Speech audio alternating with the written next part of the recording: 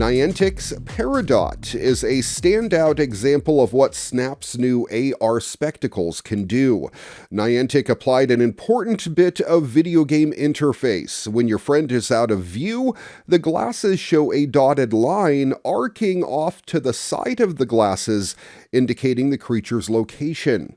To walk confidently from indoors through a doorway is something that is still rather uncomfortable for many, even on the MetaQuest 3 or Apple Vision Pro pass-through, but if you imagine a small metal lip on a sliding glass doorway, you need to step over onto an outdoor landing at a slightly different height to ground level.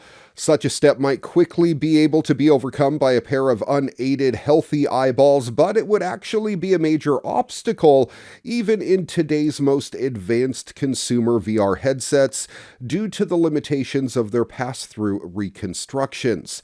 Now, Snap's spectacles are actually see-through, and you can immediately cross the threshold without a second thought, with the glasses automatically changing their shading and your Peridot arc following you into the open sunlight and warm outside air. It's pretty incredible looking. Many people have tried the generations of HoloLens and Magic Leap and have vague memories of portals opening on the walls and characters constantly darting off the sides of the headsets. Here, though, well, you have a much clearer image of the head of a friendly little Peridot sitting in front of you on the ground because of Niantic and Snap's careful design work with these glasses.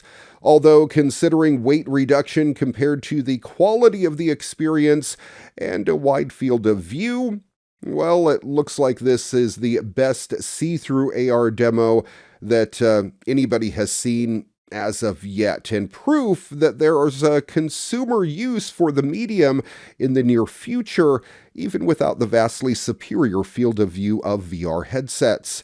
Well, it's not known right now, but Snap's spectacles and Niantic's Peridot show the necessary pieces to enable this type of interaction for the very first time, so we'll keep our eyes open and hope that this does become a consumer product in the future.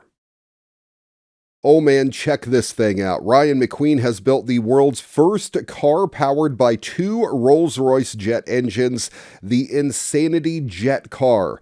The car produces an insane 18,000 plus horsepower, but the story about how it was built is even more insane.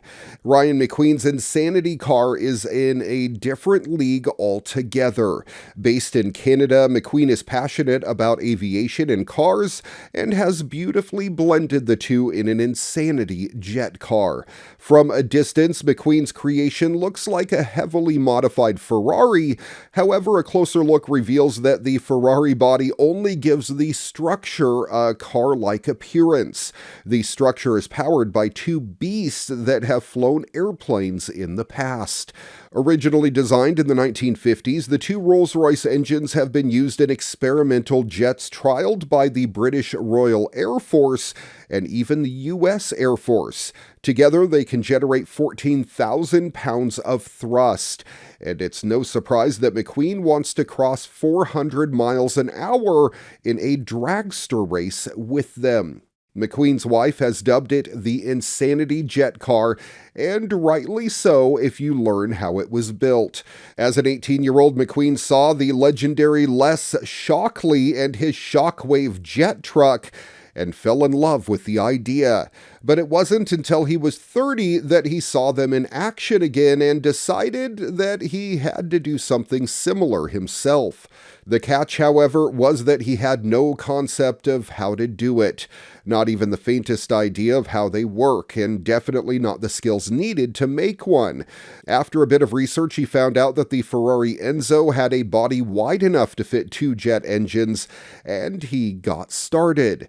Over the next 5 to 6 years, he built the vehicle's body and managed to source the two jet engines from a friend in Colorado. Once these were available, he built the chassis and the components all by himself. McQueen taught himself to weld, learned AutoCAD to design, and turned to YouTube to learn how to work with fiberglass and carbon fiber.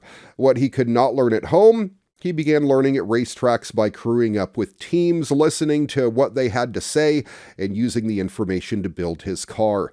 It took 17 years to make the thing, and then COVID hit, grounding all his plans to get his car to the tracks. However, after 2 years of agonizing wait, McQueen finally began showcasing his creation and now is aiming for the 400-mile-per-hour mark in the Insanity jet car. Watch him go.